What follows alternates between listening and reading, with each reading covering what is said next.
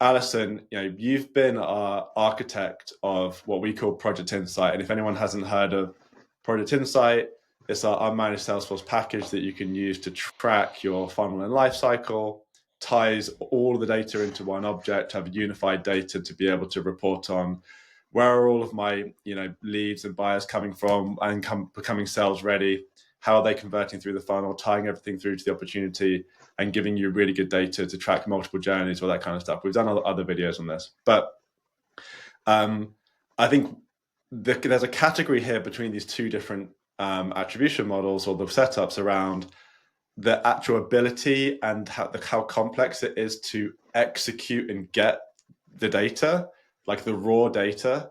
And I always think about kind of the funnel side. It's actually really hard to get the data in a really good place. Whereas the multi-touch attribution side, it's a bit easier, right? You just need to track all of the touch points. So Alison, I'd love you to kind of flesh out kind of your perspective there. Like, do you agree with me? I don't know, nothing's easy in what we do, but like if you had to compare the two different types, like which one's harder to get the data structured the right way, and maybe talk about some of the nuances around how you get the data structured the right way for each one. Yeah, I mean, I definitely agree that it's much more challenging to get the kind of supporting architecture in place for a funnel than it is for multi-touch. Part of the reason the funnel is difficult is because it isn't linear, and because of course there are multiple touch points along the way. So how do you decide what gets, what is the tipping point for that journey? So there's that piece of it, is what do you decide is the tipping point? Like uh, if marketing generated a lead from an ebook download 6 months ago, and that person hasn't done anything since then, but the salesperson starts reaching out, are we giving tipping point credit to the ebook from 6 months ago? Or are we saying this is outbound? And so making those kinds of decisions. And then another thing that people, it's seemingly simple, but can get complicated too, is like, let's say you are prospecting to a contact and, they're being unresponsive. So then you end up recycling that contact, but then for whatever reason, they finally do get back to you a couple days after you recycled them. Do you start a new life cycle, or do you just resume the one that closed out? And so it can get very complicated. And we hope our Project Insight product does have the ability to kind of make that much more configurable, but there are a lot of complexity uh, to those kinds of decisions, and just nuances into how it's linear. Whereas, yeah, I mean, I feel like multi-touch is somewhat easier in that, as long as you're capturing as many touch points as you can, and then you're tying, contacts to opportunities, or even if you're not, you can still do like an account-based model where you're able to tie touch points on contacts of the accounts to those opportunities. You can pretty easily calculate, which touch points were most effective relative to when they came in, relative to the opportunity create date. But yeah, I think I have two things to add on to that too. So I think one thing why we feel like funnel metrics is more complex is literally around that, like the life cycle and the funnel. And like there's a lot of work that companies actually need to do to define it. And also, like you said, make sure that they're tracking the data the right way to account for all the ways that someone can become sales ready. And it's much easier to see when something's missing in your funnel metrics or your life cycle metrics versus multi-touch attribution. You build a multi-touch attribution report, you're going off just what you're seeing is getting the credit. You may have campaigns that are not represented there. No one set them up. Maybe you're not even seeing like partner-led, opportunities from an event that they did or something like, but you don't see that really quickly by looking at the data, because just because it's not there maybe you think it's just not there because it's not getting the credit, or maybe it's just not there because you actually aren't tracking it properly. Where on the funnel metric side, it's very clear when you're like, oh, hey, we actually have a ton more opportunities than kind of what I'm seeing as far as journeys, getting converted to pipeline, what's happening there. Oh, well, you're actually not tracking sales outbound journeys. You're not tracking partner journeys. You're not tracking PLG journeys that maybe are turning into a sales-led motion from a product-led motion.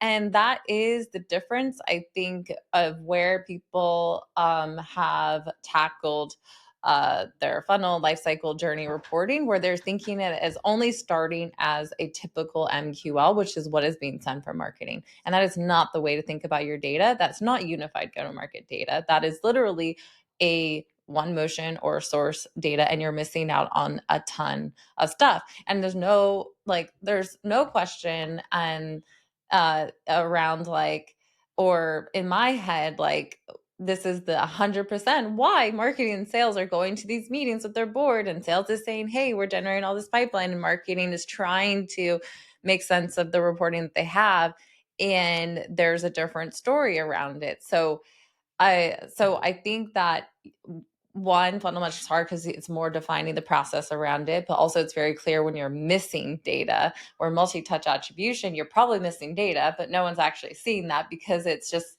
you might be thinking it's just not in the data. It shouldn't get credit. And so that is also why I think there is this perception of more complexity, but also in reality, there is more complexity.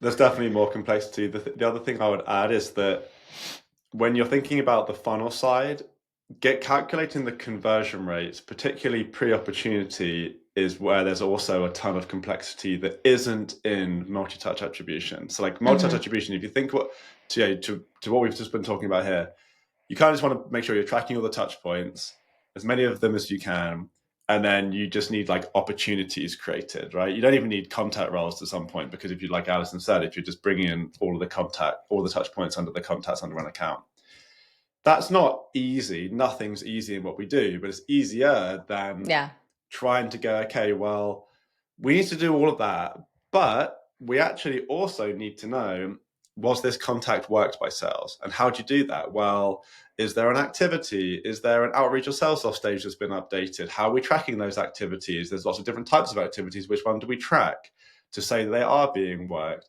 And then it's okay, well, now there's a meeting. Now we need to progress to the next stage. How do we track the meeting? Is it a stage 0 opportunity? Is it are you syncing an activity from the sales engagement platform? Or? Yeah, and it's okay, well, let's have 2 months of debates around stage 0 opportunities. Side note, we like stage 0 opportunities. They pretty much, most of our clients, we advise to go that direction. It definitely helps. But there's a whole lot of complexity around that. And then it's how do you create the opportunity? Do you get the contact role on that opportunity? Are you creating the opportunity from the contact?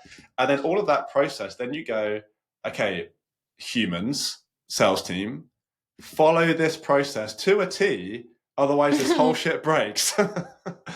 And you can put guardrails in and try and get everyone to do everything the right way, but as everyone knows, sometimes the more guardrails you put in, the more sales then goes around the system, and then you've got opportunities living in a Google sheet, not even in Salesforce. So it's really hard. It's really hard. But for multi-touch attribution, like we said, get the opportunity data, get the attribution, get the touch point data, and you're good. But the thing that's kind of a little bit counterintuitive with this is that funnel, I always think of it as hard to execute, but easy to analyze. Yeah. Multi-touch attribution is easy to execute, but it's hard to analyze. So it's that's why we advise start with funnel, because you need to, and especially Alison actually really liked your point around the lagging versus leading indicator. Funnel is going to give you actionable data in weeks, right? And you need to have a solid sales process. You need that go-to-market foundation. You need all of this stuff working. Plus, because for funnel attribution, you need to make sure you're tracking all the touch points as well, right? So now you're building the foundation that's going to help you on the multi-touch side. So that's why we always talk about kind of starting with the funnel side first, even though it's harder, and then move on to the multi-touch side. But maybe I'll open up to both of you.